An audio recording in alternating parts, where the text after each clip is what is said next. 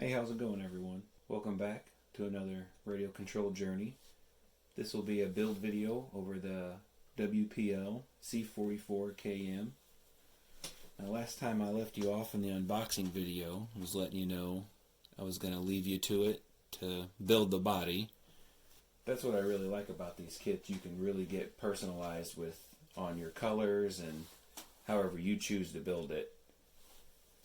So we're going to get started knocking out the shocks and mounting the Type 1 balls onto the chassis with the M3 locking nut. And then from there you want to take the spring and drop it down in there. Put the cap on, make sure it locks. And so when the truck sits, it'll sit right there. It just gives it a little droop setting. A little better ability of crawling, in my opinion. Won't flip left and right and teeter so much. So I already pre-assembled one side of the chassis with the Type 1 balls in these holes and then these two holes. The M1 locking nut on the outside. This is of course the inside where your links are going to mount up. And since there's a 3-link on the front,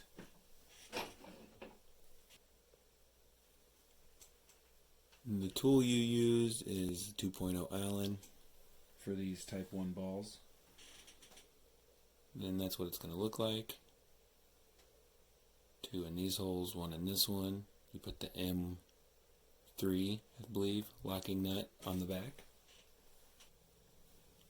And you'll use a 5.5 millimeter for the locking nuts. Now I do want to throw in an added note.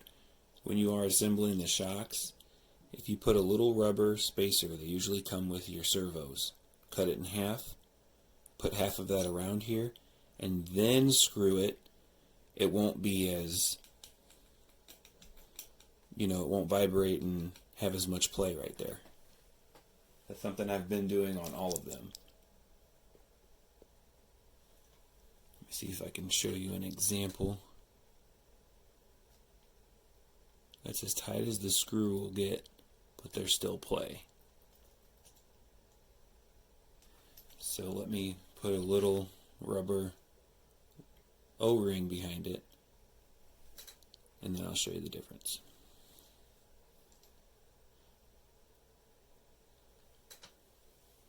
Now if you can see that black O-ring, which is incredibly hard, it's not wiggling. It's actually pretty tight, as tight as it needs to be. We're ready for the transmission, the servo plate, the front bumper, the cross mount, and the battery tray. Now I found the easiest way that I do this is I assemble one side. So now I'm going to go through and assemble just one side, and then we're going to go through and lay the other chassis on top of it, just like we're building a ladder. Alright, so that's what it should look like. You want the WPL showing on the bottom. I do just want to say congratulations to WPL, because I remember not having any reinforcement right here. And when the screw comes through, it would rip the plastic out and almost not really even thread it. Now if you can see, they have little plastic reinforcements in there for the screw to bite into. So they have just been doing an amazing job paying attention to their own product and making it better with each time. So next we're going to move on to the center transmission.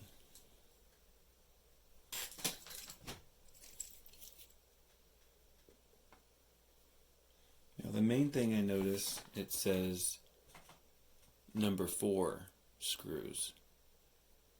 And the screws I found that are number 4 are the incredibly fat back one. It's almost like they have a washer compared to the normal size number 1.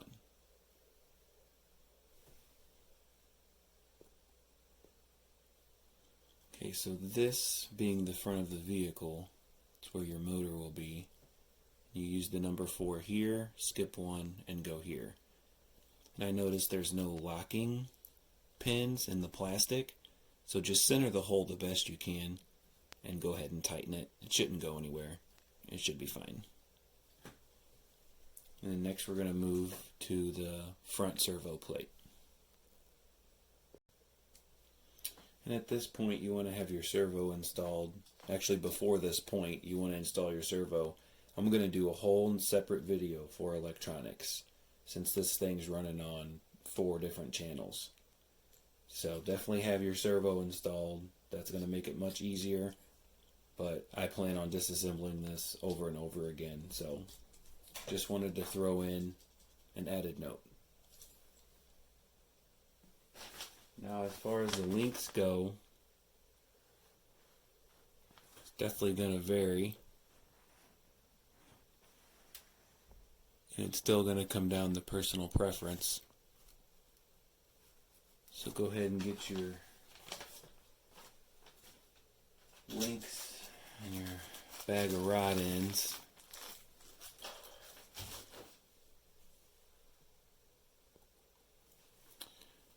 Here's all the links. The bent one is more than likely the panhard bar. Now, something I would like to see in the future are not so much on the panhard bar, but maybe flat spots, so these are easier adjusted. And when we adjust them in the middle or close to the threads, we don't scratch them all up. So a small little flat spot right in the center.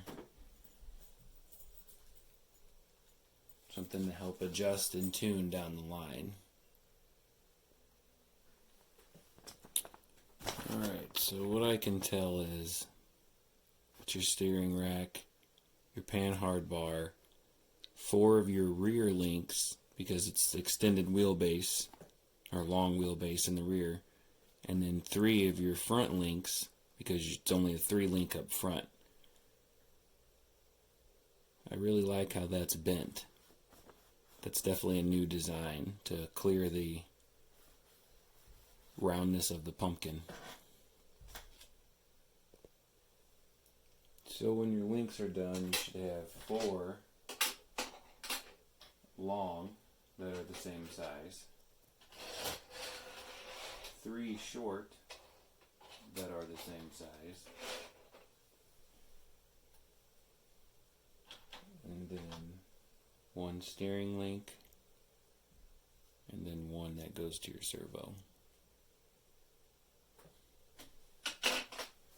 And now it's on to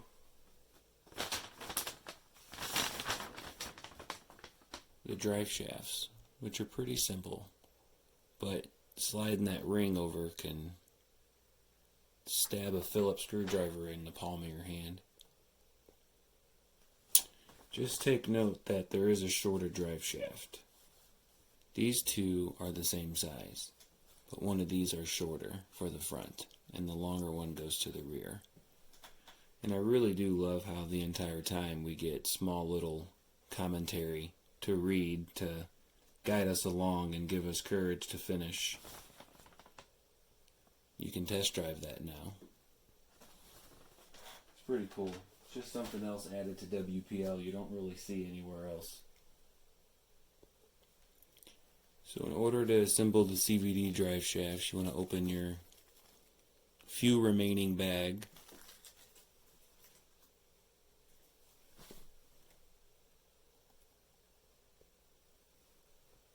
And notice if you just line the bar up with the hole, that locks right in.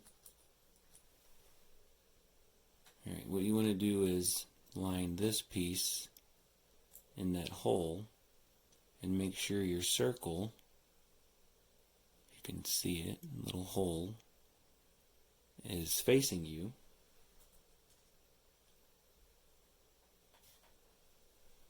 and you'll get a cup. You shove it in the cup,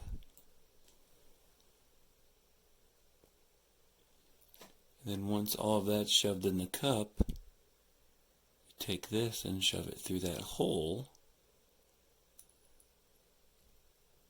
and then you try to hit the hole on the inside, just like that. And now you want to slide that ring over here to lock that pin in, so that pin doesn't slide out. So when everything's said and done, it should look like that.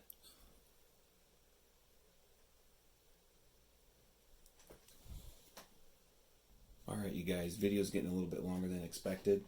So what I will do is I'll split it up into 2 different videos. Now part 2 build video, I will be assembling the front and rear axles, link mounts, mounting the axles, connecting the drive line, setting the body on the chassis. So stay tuned.